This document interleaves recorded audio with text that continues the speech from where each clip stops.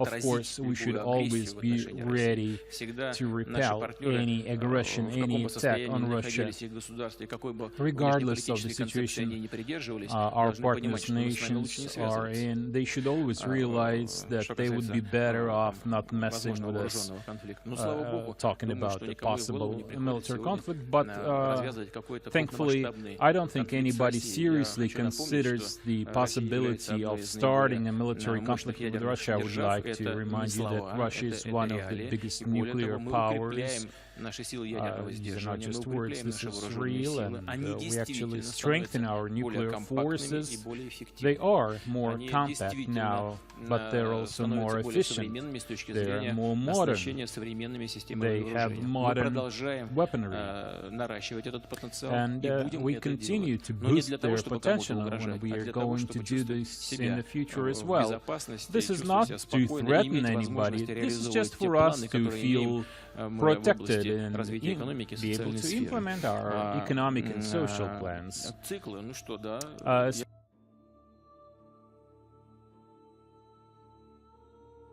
The Russian Navy says there's nothing unusual for its submarines to patrol international waters, including those off the U.S. coast. It follows a New York Times report that 2 Russian subs were spotted just 200 miles off the American coast. The Pentagon is reportedly concerned it could point to more assertive Russian tactics.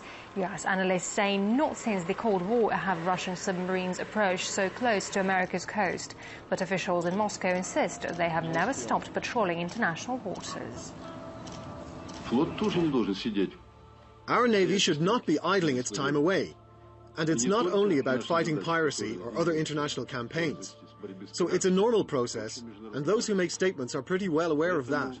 We could also say a lot about their Navy and where it goes.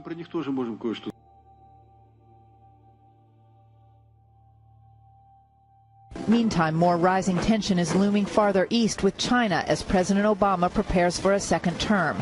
A new report suggests China is just 2 years away from deploying nuclear ballistic missiles on its submarines, missiles with a 4,600-mile range. China recently unveiled a second sophisticated stealth fighter jet that industry experts say may have been developed with stolen U.S. technology. The Chinese J-31 stealth fighter has an air intake and wing dimension that is suspiciously similar to the American F-35 and a silhouette similar to Lockheed Martin's F-22 Raptor. Furthermore, U.S. Navy officials confirm a Russian nuclear-powered attack submarine was detected 300 miles off the east coast of the United States in late October. Russia's Navy commander announced earlier this year that on June 1st, Russian nuclear-powered subs would return to patrolling the world's oceans as they did during the Soviet times, Brett.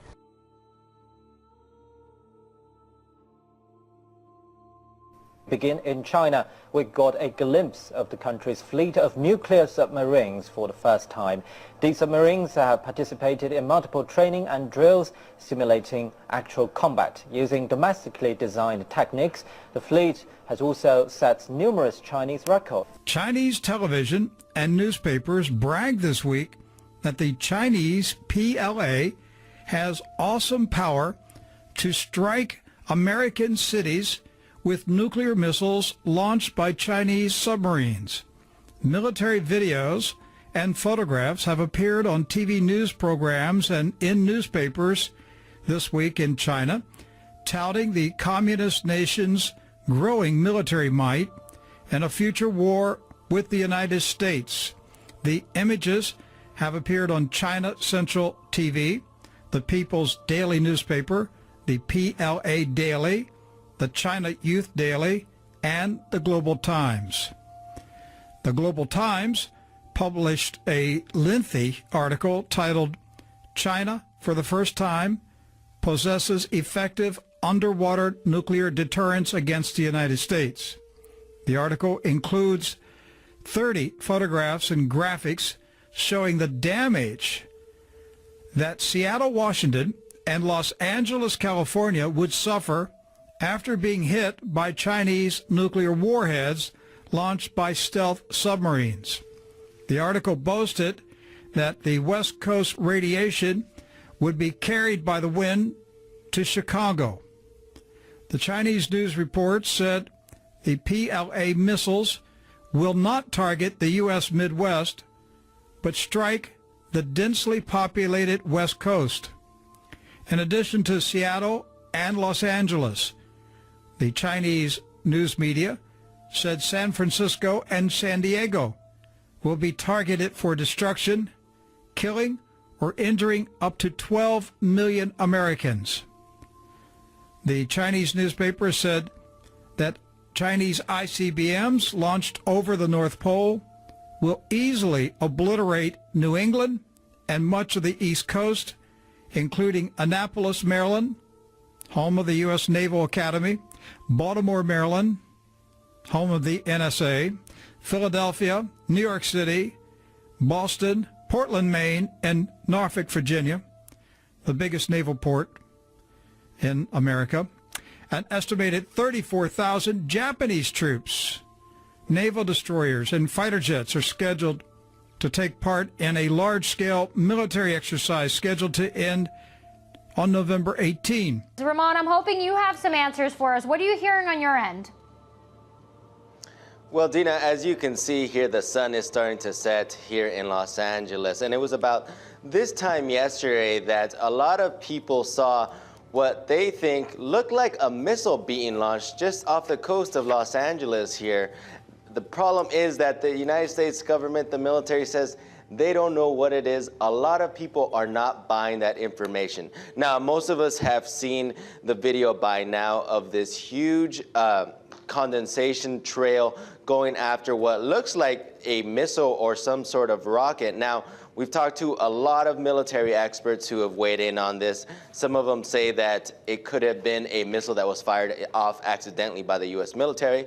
Some say that it was just some sort of fighter jet, and the trail that it left behind made it look like a missile. However, the fact that the U.S. government has been hush on this, saying they don't know what it is, has raised a lot of suspicions about what this truly is. Now, we've talked to military experts from around the world, including in Russia, who have weighed in on what they think might have happened. All experts, I think, agree that it's a launch of some kind of ballistic missile and probably underwater. And I think that it's a great embarrassment for the American military. It shows that with all the billions spent on the national defense, the United States basically is vulnerable to this kind of unwarranted attacks.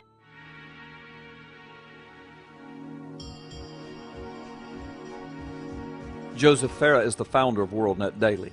According to Joseph Farah's G2 Bulletin, in an article dated November 19, 2010, experts are now saying that the mystery contrail off the California coast last week was from a Chinese missile. And of all things, that the muted response thus far was a decision made by the president himself. And that U.S. Navy anti-submarine warfare sensors apparently failed again. And on top of this, experts are speculating that the Pentagon is working with the media to orchestrate a cover-up of the entire affair. Farah's report says this, that the U.S. Defense Department and North American Aerospace Defense Command have speculated publicly that the unidentified contrail of a projectile simply came from a jet airplane and posed no security threat to the United States. But, Farah reports, several experts are now raising provocative and disturbing questions about the government's official response. Two governmental military experts with extensive experience working with missiles and computer security systems have examined the television video and conclude that the mysterious contrail originating some 30 miles off the coast near Los Angeles did not come from a jet airliner, but rather, they say, the exhaust and the billowing plume emanated from a single-source nozzle of a missile probably made in China. They further suggest the missile was fired from a submerged Chinese nuclear submarine off America's coast, and point out that the timing of the alleged Chinese missile shot coincided with an increasing confrontation between the U.S. and China and was likely meant to send a message to Washington. Indeed, the Federal Aviation Administration documents that there were no aircraft flying in the area at that time, the night of November the 8th, Farah's report says. a former U.S. Air Force fighter pilot and commander of an F-15 squadron and an F-16 wing, Brigadier General Jim Cash was assigned to NORAD as an assistant director of operations and is fully knowledgeable of NORAD procedures. Here is what he says. The question that still must be answered is why NORAD's muted response was simply that North America was not threatened, and later our government approved the lame excuse that the picture recorded was simply an aircraft leaving a contrail. He went on to say, there is absolutely no doubt that what was captured on video off the coast of California was a missile launch, was clearly observed by NORAD, assessed by a 4-star general in minutes, and passed to the President immediately. Cash continued with this ominous warning. We must question the timing of this shot across our bow. The President was abroad being diplomatic, which means trying to placate China. And in this astounding admission, Wayne Madsen, a former naval officer who has worked at the National Security Agency and the Naval Data Automation Command, said the inability to pick up what he described as a Chinese Jin-class submarine-launched ballistic missile isn't the first time U.S. Navy anti-submarine warfare sensors have failed. Madsen, who today is an investigative journalist, said the Pentagon is working, quote, overtime with the media and on the internet to cover up the latest debacle. However, even some reporters who cover the Pentagon full-time are beginning to question the Pentagon's version of events over the skies west of Los Angeles. Dr. Lyle J. Rapicki of Sentinel Intelligence Services, LLC, said that the contrail incident off the Los Angeles coast is fraught with peril due to the defense systems and protocols in place that should have detected the alleged submarine.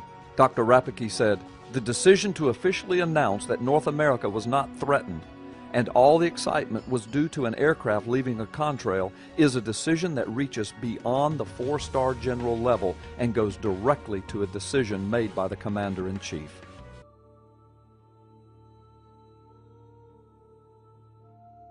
The United States led the way recently, along with the European Union, to impose heavy economic sanctions against Russia. Now, U.S. air commanders are notifying leadership at the Pentagon of increased Russian activity dangerously close to the American airspace. At least 16 times in the last 10 days, Russian nuclear bombers have flown right near the Alaska border, an exercise that Russia is calling routine training missions. Twice now, American fighter jets have intercepted Russian spy planes and nuclear bombers and escorted them out of the sensitive airspace. Last month, 2 Russian bombers flew within 50 miles of the California coastline before turning back. U.S. Major Ben Smith says the recent Russian Air Force missions are a spike in activity.